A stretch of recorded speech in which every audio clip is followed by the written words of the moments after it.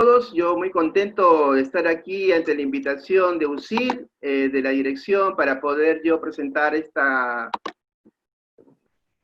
obra que yo creo que es muy bonita, porque le vamos a dar un giro especial, un giro de mucho más análisis al que usualmente se le da a esta literatura juvenil, que muchas veces los expertos como que no le dan el peso que debería tener, ¿no? Yo creo que es un portal para nosotros, para nuestra vida, para nuestro estudio especial, ¿no? Y yo quisiera darle ese enfoque especial vivo, sobre todo de alguien que ama también la literatura.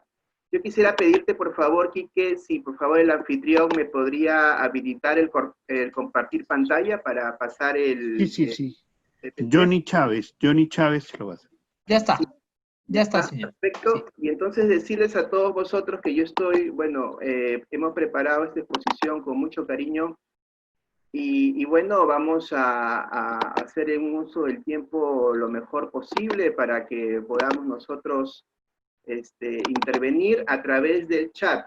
Justamente, a veces pasa muchas veces que en las exposiciones tradicionales siempre se dice, bueno, las preguntas al final, pero a veces ocurre que es muy bueno dar las respuestas en caliente, es decir, en el momento que surge la inquietud.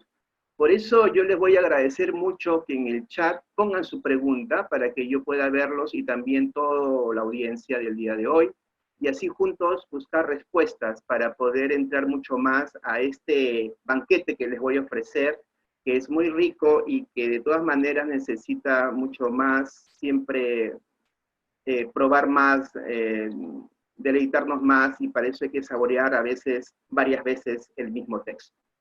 Muy bien, sin más, voy a dar inicio entonces a esta exposición con este afiche tan hermoso que nos ha preparado la Universidad San Ignacio de Loyola, el sistema de bibliotecas, ¿no? Portales de la literatura fantástica. Quiero confirmar, por favor, si todos pueden ver bien el PPT, ¿sí? ¿Se está viendo el PPT en pantalla? Quería confirmar, por favor.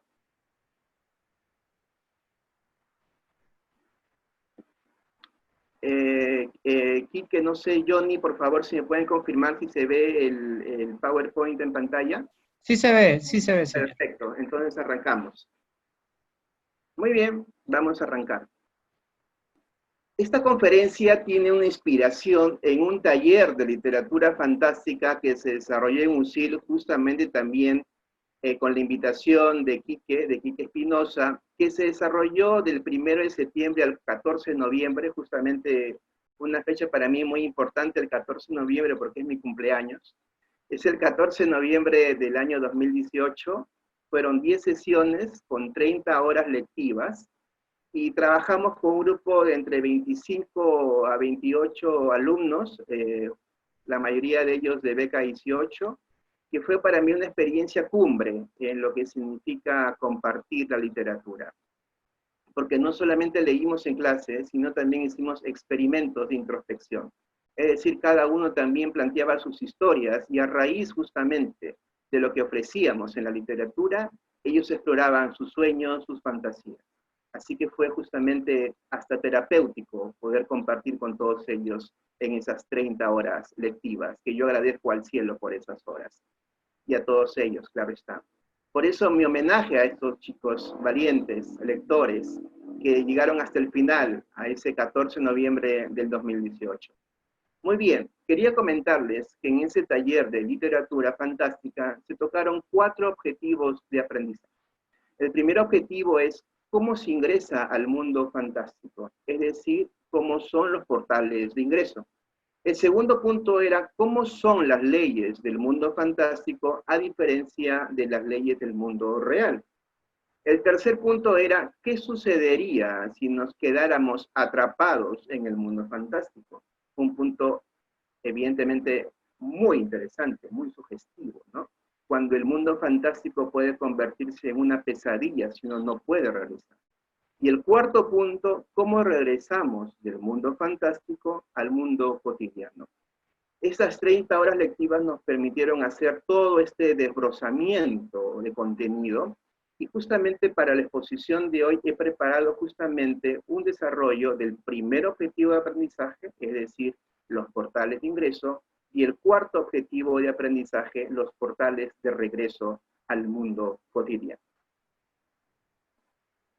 Muy bien, ¿qué vamos a ver el día de hoy? Vamos a ver estas obras. La primera, Alicia en el País de las Maravillas, de Lewis Carroll, que es un seudónimo, y que fue escrito en 1865. Tenemos dos películas importantes sobre Alicia en el País de las Maravillas. Tenemos una de Walt Disney de 1951, muy importante, muy interesante para entender la obra, y la de Tim Burton del año 2010. Luego tenemos también la saga de Harry Potter, y vamos a ver únicamente la primera entrega de Rowling, Harry Potter y la Piedra Filosofal. 2001 fue hecha la película, pero el libro se escribió en 1997. Es una heptalogía. Hepta significa en griego 7, y logo significa razones, y en este caso tomos, ¿no?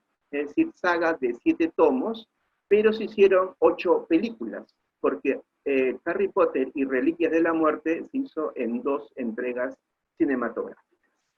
Luego tenemos la saga en Narnia que veremos el día de hoy, el tomo 1 de Lewis de 1950, El león, la bruja y el armario, y justamente también es una heptalogía, de la cual solo se han llevado al cine 3 tomos.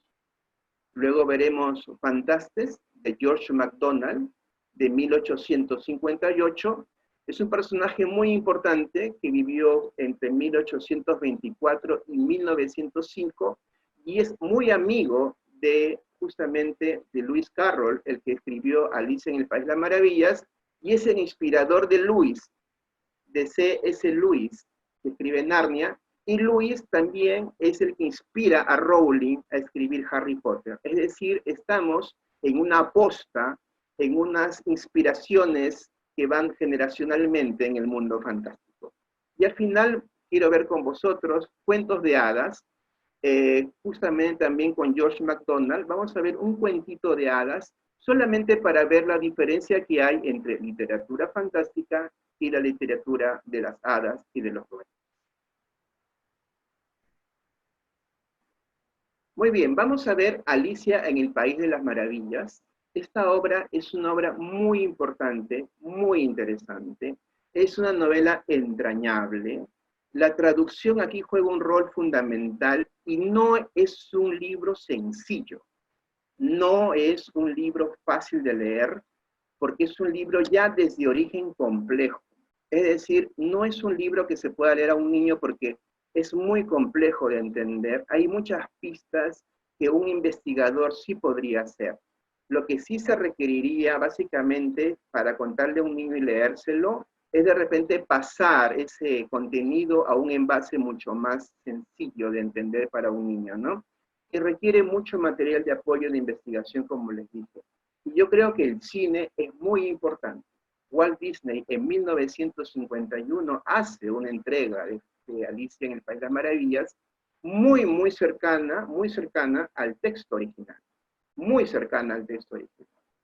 Luego, tenemos en el cine Alicia en el País de las Maravillas de Tim Burton del año 2010. Es una versión libre, pero no es Alicia en el País de las Maravillas. No es la Alicia de los 8 años. Es una Alicia ya joven, en edad de casamiento, que también sigue la ruta del conejo en la madriguera, cae a nivel vertical, como cae también Alicia, pero ella ya cae con sus 15 años, y sus 16 años. Y justamente los personajes del cuento, en la película, van a preguntarse, ¿es esta Alicia que ha regresado después de 7, 8 años? ¿Es esta misma Alicia? Pero Tim Burton hace una versión original libre, pero no está ajustada al cuento original. Muy bien, aquí tenemos imágenes de Alicia. Alicia, todo comienza porque Alicia está leyendo un cuento que le ha proporcionado su hermana, y su hermana le está dando un libro que no tiene imágenes, solo tiene letras. Y ella dice, qué aburrido, qué tedioso leer un libro que no tiene imágenes. Y de repente ve un conejo, y de repente así, vestido así, tal cual, con su reloj. El conejo con un reloj que está siempre pendiente del tiempo, pero siempre llega tarde. Eso me hace acordar a muchos amigos ejecutivos que están siempre pendientes del tiempo y siempre llegan tarde. Y luego también vamos a ver acá a Alicia, que se acerca a la madriguera y luego va a hacer el pase justamente al mundo fantástico.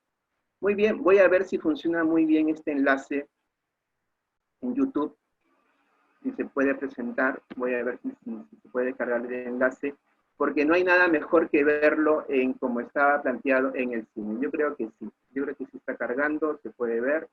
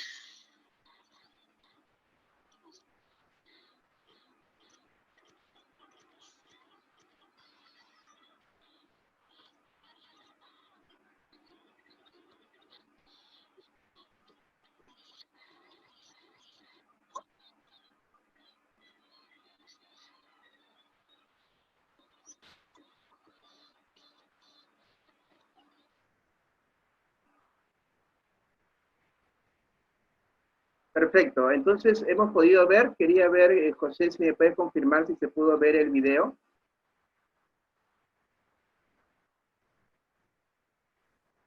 Sí. Perfecto, qué bueno, entonces está funcionando bien el enlace.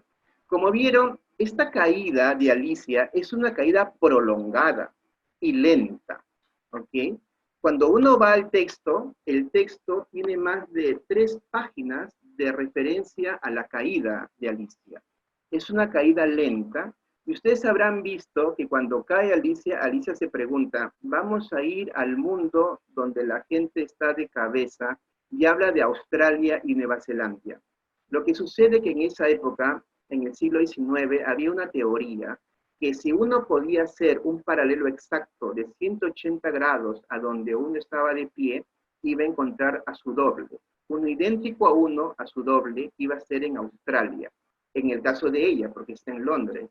Entonces, iba a encontrar en Sydney, en Australia, a su doble. Bueno, en el caso del Perú es un poquito complicado porque si hacemos ese ejercicio de 180 grados, vamos a llegar al océano del otro lado. No podríamos encontrar un doble los peruanos.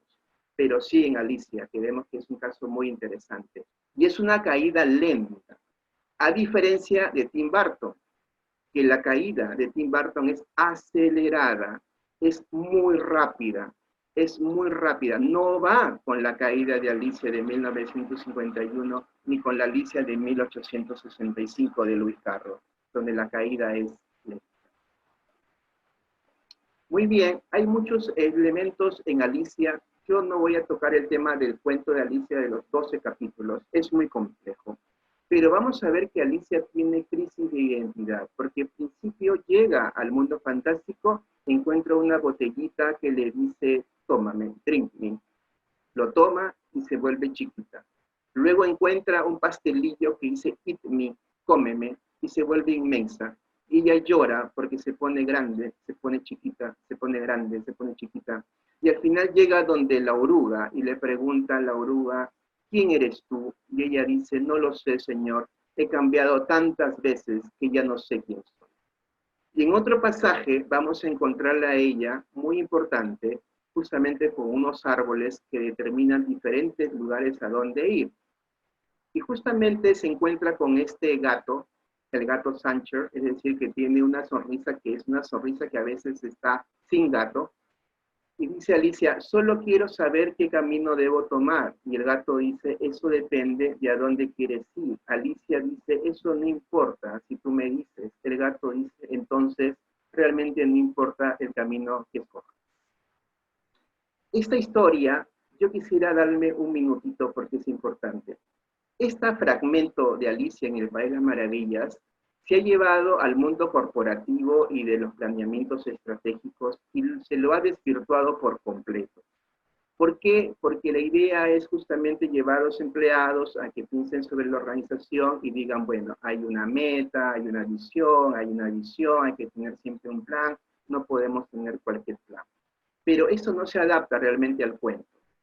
El cuento, Alicia, cuando el gato le dice, realmente no importa el camino que escojas, Alicia no siente pavor, siente tranquilidad. Porque no está pensándolo con la razón, está pensándolo con el ser interno, con la intuición.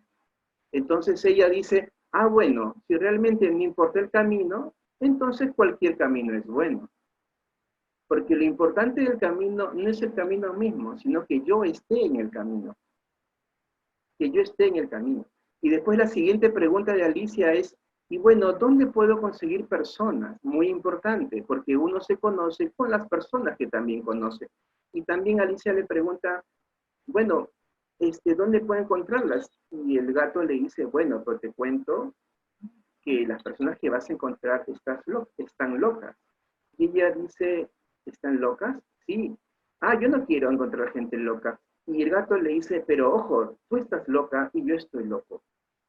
Y Alicia le dice, ¿y por qué estoy loca? Estás loca, porque si no estuvieras loca no estarías acá. Y yo te digo que yo también estoy loco. ¿Y por qué estoy loco? Porque yo estoy diferente a los perros. Porque los perros cuando gruñen, ladran y cuando están contentos mueven la cola. Y yo soy al revés. Yo cuando estoy feliz gruño y cuando estoy enojado muevo la cola. ¿Esto qué significa? Que el cuento de Alicia hasta esta parte está hecha ¿para qué? Para apagar la mente racional. Apagar la mente racional y dejar abierta la intuición. Y nos hemos olvidado de la vida, nos hemos olvidado que lo más importante es la intuición y luego la razón. Y hemos generado un proceso inverso por la reprogramación de la cultura, en donde hemos privilegiado la razón a la intuición. Muy bien, con esta digresión yo quisiera hablar también ya de Harry Potter, pero también hay un elemento que quiero tocar antes de entrar a Harry Potter en Alicia. Hay un punto que en Alicia es muy importante, que es cómo regresa al mundo fantástico, cómo Alicia regresa del mundo fantástico. Y Alicia va a regresar porque ella va a tener en el capítulo 12 que alegar en un juicio a la sota, es decir, la sota de corazones está en juicio porque ha sido ella acusada de robar las tartas de la reina. Y ella, en un acto de valentía, dice que eso es injusto. Y la reina quiere justamente que su testimonio se rompa, que no tenga valor. Pero ella va a insistir en que ella tiene razón y que todo eso es una parodia, porque ese tribunal de justicia es una parodia.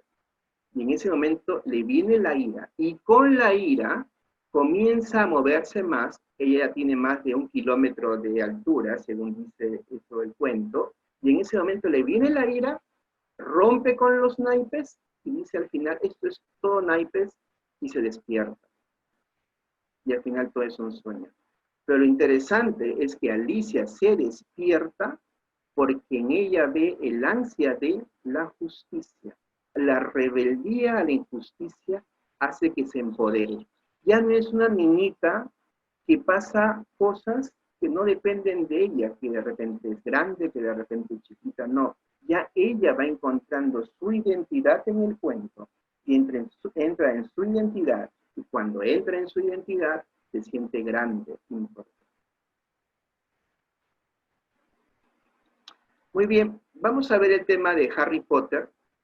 Harry Potter es un tema también muy interesante, es una heptalogía que vamos a verlo, bueno, en 1997, y en el cine lo vemos en 2001, y también vamos a ver cómo entra al mundo fantástico Harry Potter, que es por el Hogwarts Express. El Hogwarts Express es, evidentemente, una forma de entrar en una estación dentro de otra estación. Esto creo que lo tenemos mucho más a brote de la memoria, pero igual quisiera yo volver a cómo nosotros ingresamos con Harry Potter al mundo fantástico.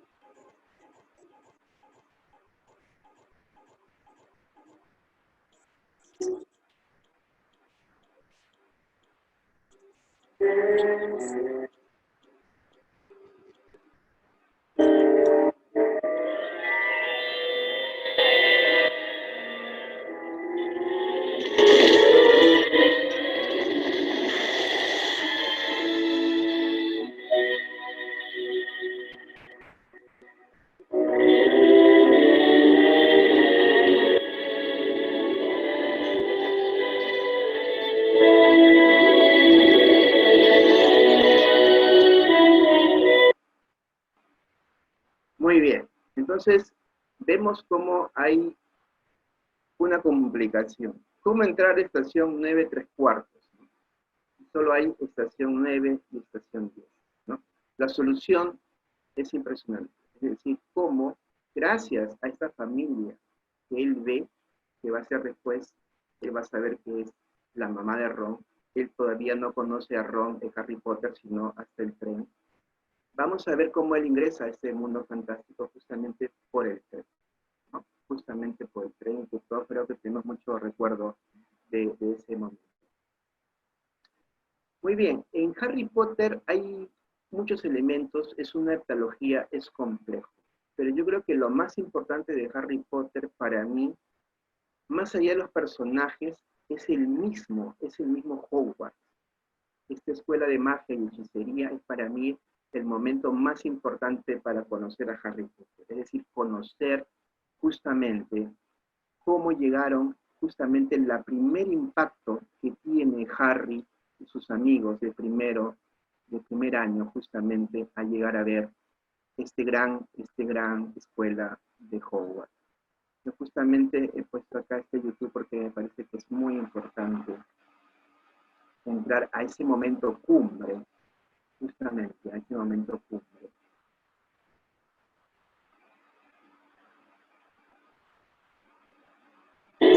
Ya está todo preparado. Seguid.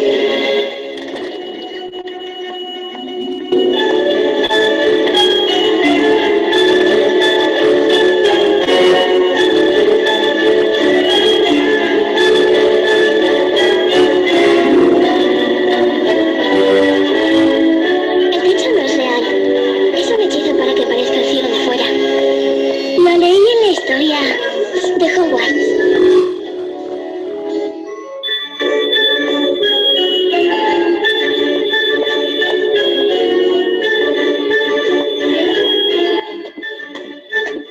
Tened la amabilidad de esperar aquí.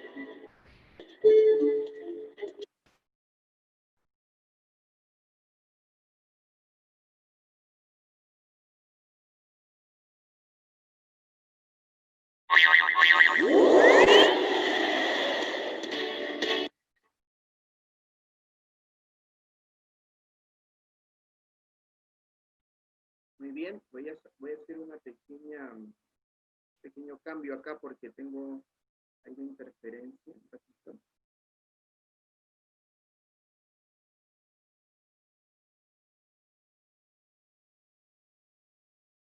Voy a salir de acá. Y ya, tengo interferencia. Ahora sí. Sí, había una interferencia porque estaba con celular y también con el PowerPoint. Muy bien. Este castillo de Hogwarts, esta escuela, es fundamental. Para mí es el personaje principal justamente de la etología, ¿no? Y Harry, ese momento también del sombrero seleccionador es muy importante. Y es lo que podríamos llamar hoy día el test vocacional, ¿no? Es el test vocacional. ¿Cuáles son tus inclinaciones, tus posibilidades para desarrollarte en el mundo? Muy bien, los ingresos y salidas del mundo fantástico son a través del Hogwarts Express, ¿no? A medida que la saga va evolucionando, esto va cambiando. Ya luego es tomado ya Harry Potter en diferentes momentos, una vez que Hogwarts es tomada y donde ya se ve el problema de que ya no se puede estudiar en Hogwarts. Pero en los tres, por lo menos en los tres primeros tomos de la etología, vamos a ver que sí hay una opción de verlo a Harry siempre subiendo al tren y bajando al tren, ¿no? Estas posibilidades. Incluso hay un momento en que también puede subir a un bus que va a buscarlo, ¿no? Es decir, hay varias opciones, pero siempre la forma que vamos a tenerlo es mediante este tren, ¿no? ¿Recuerdan esa escena en El Príncipe Mestizo donde vienen los dementores también? Los dementores vienen justamente a ver quiénes saben sobre la salida de Sirius Black también. Hay todo un juego en el tren. Muy bien. Vamos a ver que también, antes de volver a Narnia, que también los ingresos y las salidas son mediante el tren, ¿no? Los ingresos y las salidas en Harry Potter son mediante el tren. Todo es mediante el tren, como le decía, hasta las últimas partes de la etología, en donde ya es mucho más complejo, porque él ya no está con sus tíos, ¿no? Siempre el tren funciona cuando él está con sus tíos y regresa porque ellos tienen que pasar las vacaciones de Navidad con sus tíos, con sus parientes, los estudiantes de Hogwarts, ¿no?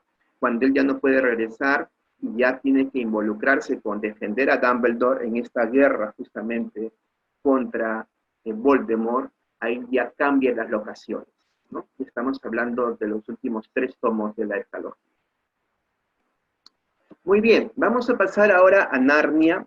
Narnia es una etología también de Lewis, del año 50. Esta es una obra muy interesante que está hecha para poder desarrollar justamente todo un camino de los jóvenes con la naturaleza y con imágenes muy crísticas, ¿no? Como les había dicho al comienzo, Lewis estaba muy cercano a los jóvenes y era un gran admirador de George MacDonald. Él pertenecía a la comunidad de los Inklings con Tolkien.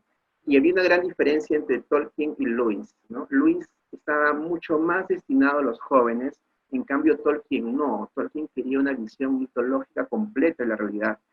Incluso Tolkien le decía a Lewis, no hay nada que tenga valor que no tenga más de 1000 años, ¿no? Yo no leo libros que no tengan más de 1000 años de escrito, ¿no?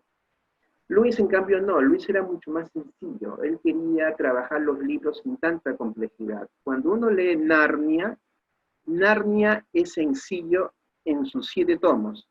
A diferencia de Harry Potter es sencillo al comienzo, en sus primeros 3 tomos. Pero ya a partir del 4.º tomo ya se viene a complejizar la narración de Rowling. En cambio, en Lewis no. En los 7 tomos hay una constante. En los 7 tomos se ve que hay una constante. No hay una complejidad en la forma de redactar, pero la heptalogía sí tiene sus complicaciones. Vamos a verlo a continuación. Como les dije, íbamos a ver el primer tomo de Narnia, El león, la bruja y el armario, de Lewis, año 50, y tenemos la historia de los hermanos Pevensey, Peter, Susan, Edmund y Lucy. En esta primera entrega de la heptalogía, los hermanos son coronados reyes de Narnia, ¿no? Ahora, ellos están en la Tierra, evidentemente, y Narnia tiene ya su cronología, tiene su forma de correr los acontecimientos. Los niños ingresan a Narnia en tiempos de la Tierra en el año 40. ¿Cómo surge así? Los Pevensey vivían en Londres, pero a raíz del bombardeo de Londres, de las fuerzas nazis, de la Blitzkrieg del año 40, que era una forma de atacar rápidamente Europa después de la toma de Francia, vamos a ver acá que los niños eran muy complicado de tenerlos en Londres para la familia, y los llevan justamente a una familia menor donde está el profesor Kirk. Ellos entran a Narnia en el año de la Tierra de 1940, pero cuando entran a Narnia están en el año 1000, ¿no? Son coronados como Rey Peter, el Magnífico, Reina Susan, la Benévola, el Rey Edmund, el Justo, Reina Lucy, la Valiente. Y se cumple una profecía, la profecía que decía que 2 hijos de Adán y 2 hijas de Eva iban a vencer a la bruja blanca Yadis, que ya gobernaba 100 años en Narnia. Y los reyes, esos 4 niños, se quedan en Narnia 15 años. Y cuando vuelven, van a entrar ya en el libro del príncipe Caspian. Y cuando entran al libro del príncipe Caspian, han pasado 1300 años narnianos.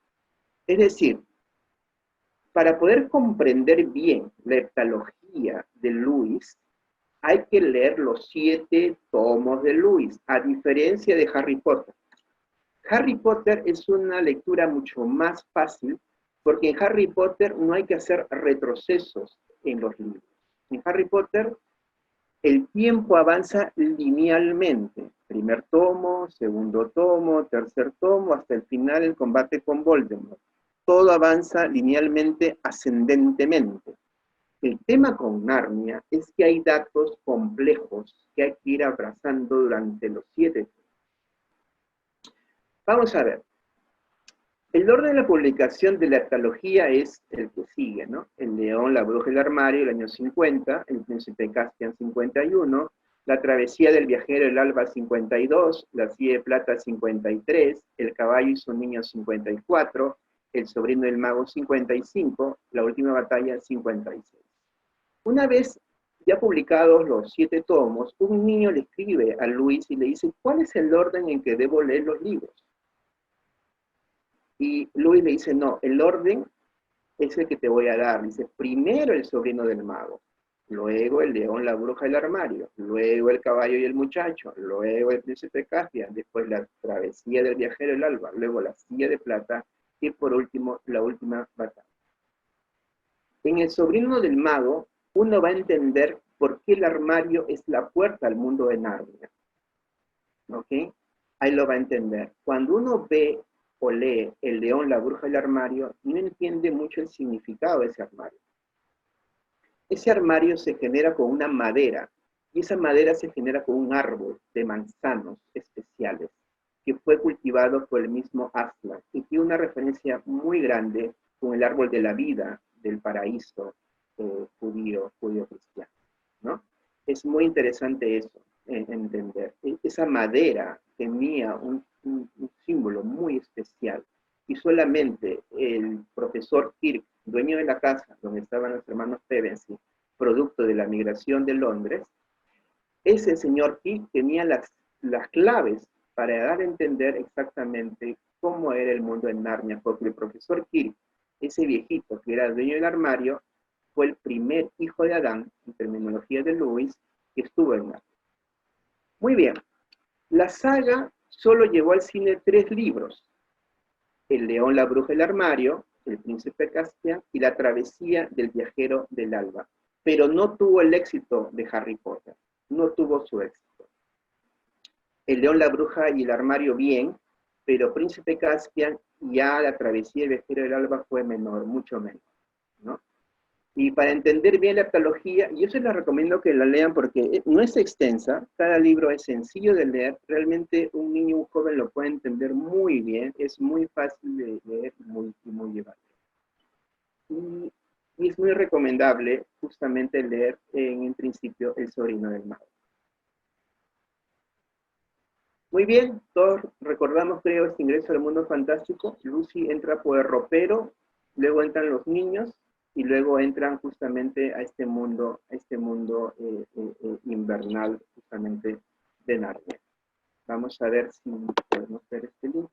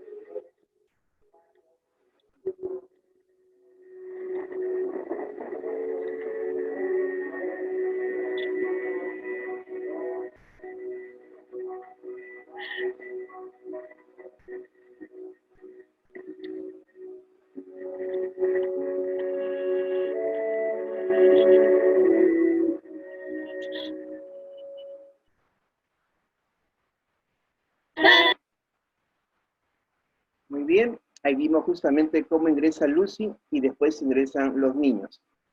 Luego, ¿cómo regresan del mundo fantástico? Bueno, también por el ropero, pero ya habían pasado 15 años, ellos estaban con sus vestiduras de reyes, y de repente entran como a un árbol y otra vez sienten las pieles y regresan al mundo de la tierra, ¿no?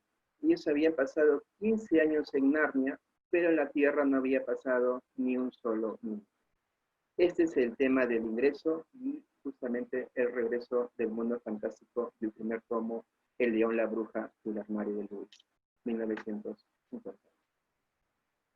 Y yo quisiera plantear únicamente para ver el link, porque ya el tiempo corre, justamente del ingreso y el regreso al mundo fantástico de Caspian, del príncipe Caspian de Lewis del año 51, porque es muy parecido al de Harry Potter, porque es mediante un tren que los lleva después a una cueva, y luego ellos regresan también caminando, y de repente van a un metro, y el metro que corre.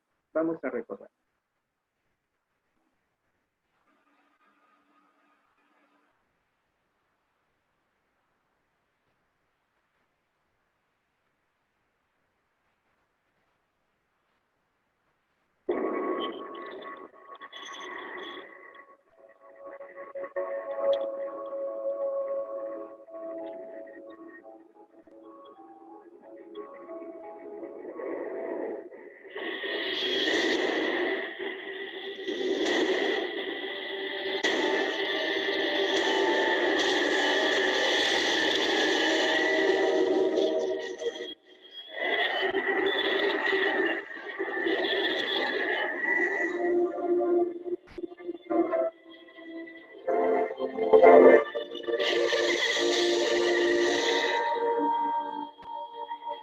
No recordaba que hubiera ruinas en Narnia.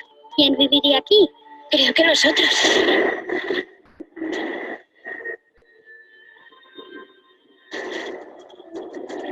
Ya es hora de que averigüemos lo que ocurrió. ¿Quién eres? El príncipe Caspian.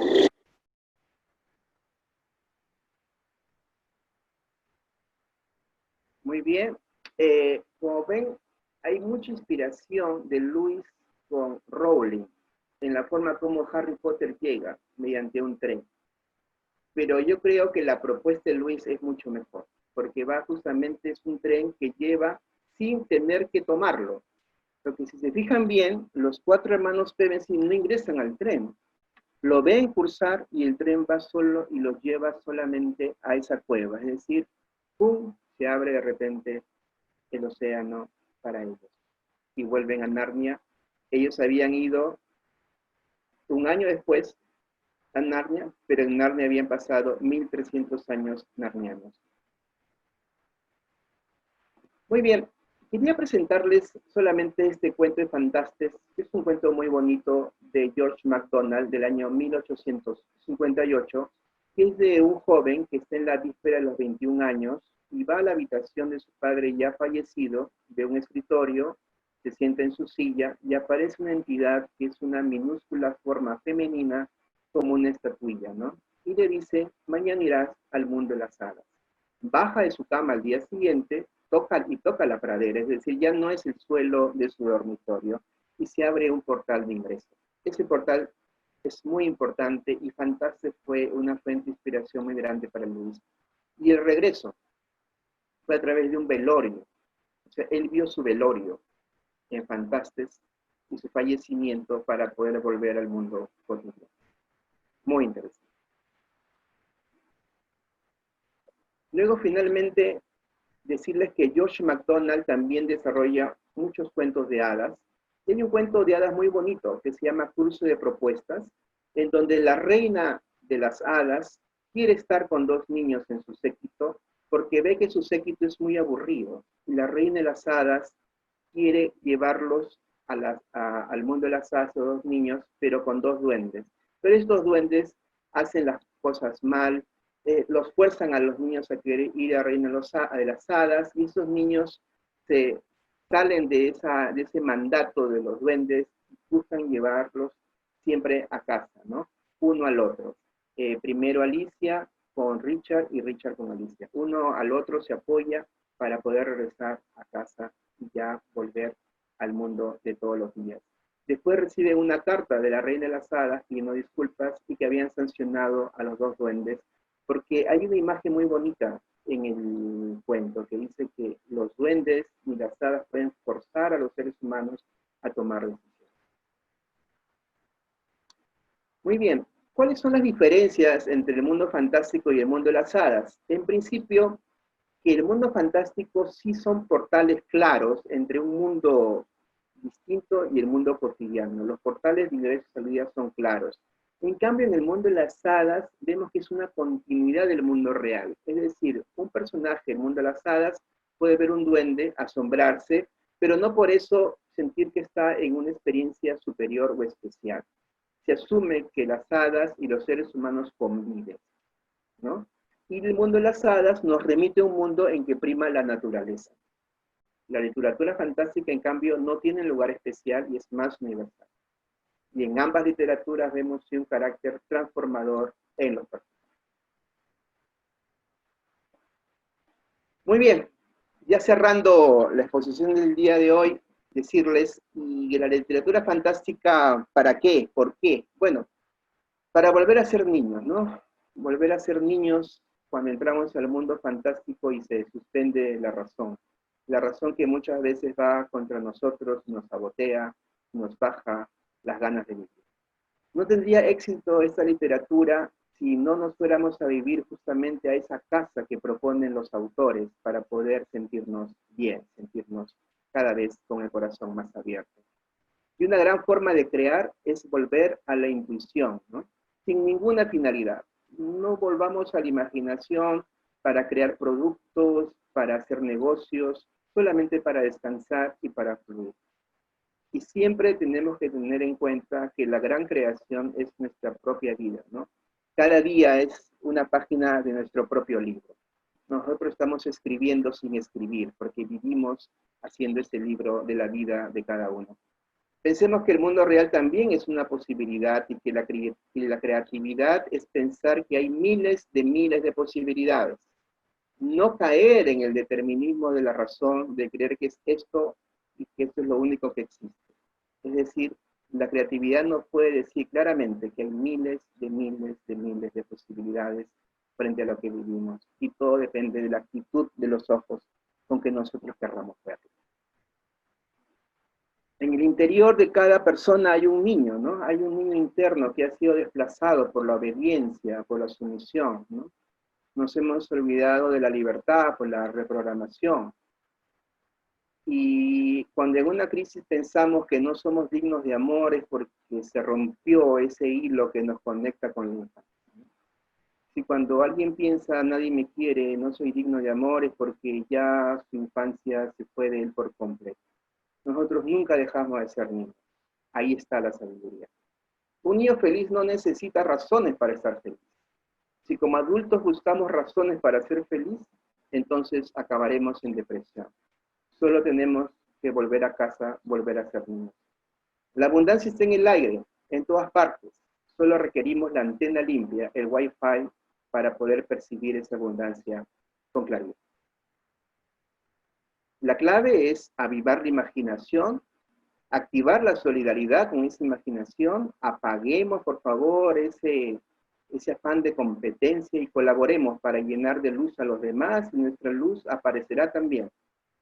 Podemos ver textos complejos, pero para eso están justamente resúmenes y el cine que nos ayudan a entrar. Y cuando nosotros vemos un texto que nos hace sentir, es porque hace resonar a ese libro que ya está escrito en nosotros, en nuestro corazón.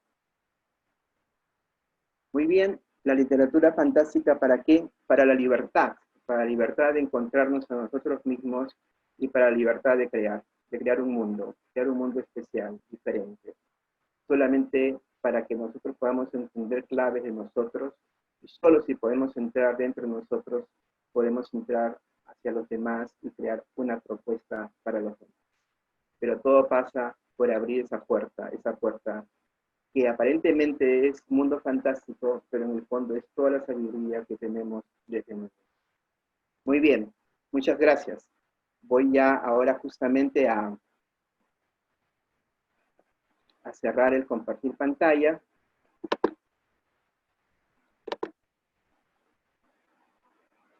Y volver a la reunión. Muy bien, Quique, Johnny, terminada justamente la exposición. Bueno, estoy muy contento de que, bueno, hemos estado estos 72 participantes en la reunión de hoy. Creo que nunca he tenido una reunión de Zoom con tantas personas escuchándolo, y estoy seguro que esto es para nosotros. Es decir, niños seguimos siéndolo, y nosotros podemos sentir ese niño. Muy bien, Johnny, Quique, estoy listo para poder, de repente, si da un poquito de tiempo para alguna intervención o alguna pregunta, encantado de poder responder. Mario, muchas gracias. En realidad ha sido una linda exposición, lo agradecemos. Y no sé si los participantes quieran hacer sus preguntas por el chat y tú las vas a ir comentando. Tenemos unos minutitos, a ver si se animan, alguna, o si quieren preguntarte algo referente a la literatura. Yo creo que como tú sabes mucho, te los puedes ayudar. A ver, si ves tu chat, por favor, y escriban, por favor. Sí, por favor, sí que bueno, hay agradecimiento y están diciendo que sí se ve justamente los videos, que era justamente el tema que quería confirmar, si se ven los videos. Y bueno, excelente, bueno, muchas gracias a todos, a Luis Romero, que nos dice, que nos agradece, está contento con la exposición, a Angie, bueno, a Diana también, todos que están muy contentos. Walter también nos dice, Mario, ¿qué autores peruanos nos recomiendas? Sara Bravo dice, muy interesante la clase, y se conmovió también con la parte final, yo también mucho cuando lo escribí. Muy interesante, muy interesante. Mario, ¿qué autor le recomiendas? A ver, en cuanto a literatura peruana, la literatura peruana es una literatura realista, ¿no? Es una literatura realista, es una literatura para conocer muchas veces el Perú mismo. Generalmente la vena fantástica no se desarrolló mucho en Perú. Si bien hay algunos cuentos fantásticos, como La Insignia, por ejemplo, de Julio Ramón Ribeiro, o sino también el Doble de Julio Ramón Ribeiro, son cuentos que no son de verdad muy característicos de la literatura peruana, ¿no? En Argentina sí hay una vena de autores sobre el tema fantástico mucho más grande, y también mucho en París y mucho en Francia, ¿no? Sobre todo también hay toda una vena de cuentos de hadas victorianos, porque es bueno recordar que en el modelo victoriano se castigaba justamente la imaginación, porque se decía que la imaginación llevaba a la desobediencia, y justamente lo que pugnaba Inglaterra era obedecer a un mandato político de la reina y a un mandato económico, que era justamente producir. No imaginar, sino producir. Entonces, eso también se refleja en la novela de Dickens, Tiempos Difíciles. Ahora, seguir buscando lo fantástico, yo creo que la mayor riqueza la vemos en la vena inglesa, ¿no? En la vena inglesa vemos que son los padres del mundo fantástico. Existen autores nuevos en Perú, en Latinoamérica, que han seguido ya esa posta, pero yo creo que esta es la matriz, ¿no? Esta es, digamos, la fuente de la inspiración fantástica occidental, ¿no? Y también hay otra vena mitológica muy fuerte europea también, que también se ha activado en Sudamérica con las mitologías de las regiones peruanas también, que también se ha activado también en México, y que hay cuentos también muy bonitos que hablan justamente de esta forma de ver el mundo, entre el mundo, digamos, por favor, mitológico y el mundo real, ¿no? Como el cuento La noche boca arriba de Julio Cortázar, que es una evocación al Buenos Aires moderno y justamente también a las guerras floridas en el mundo azteca, que son temas bien interesantes, muy, muy interesantes. Pero la vena fantástica, podemos decir, sí, viene más de Inglaterra, podríamos decir. Mario, te estamos muy agradecidos. Voy aquí. Nosotros estamos muy contentos, ha sido verdaderamente una gran reunión, una invitación a la lectura, con un tiempo así muy medido, muy pedagógico. Te agradecemos en el alma, y gracias por haber dado ese recorrido para que nosotros lo podamos hacer por nuestro tiempo, ya universitarios, ya personas que ya dejamos de estudiar. Te lo agradecemos mucho y esperemos que aceptes otra invitación sobre otros temas que tú tienes en el bolsillo y que hoy día no los voy a hablar, pero que tú eres muy conocedor de otros temas. Muchas gracias, un aplauso simbólico, un reconocimiento por parte del sistema de bibliotecas, por parte de la universidad, y agradezco a cada uno de los participantes por su atención y por su deseo de crecer como personas y espiritualmente en la Universidad San Ignacio de Loyola. Muchas gracias, Mario, y buenas noches con todos en los Jueves Culturales. Gracias a todos. Muchas gracias.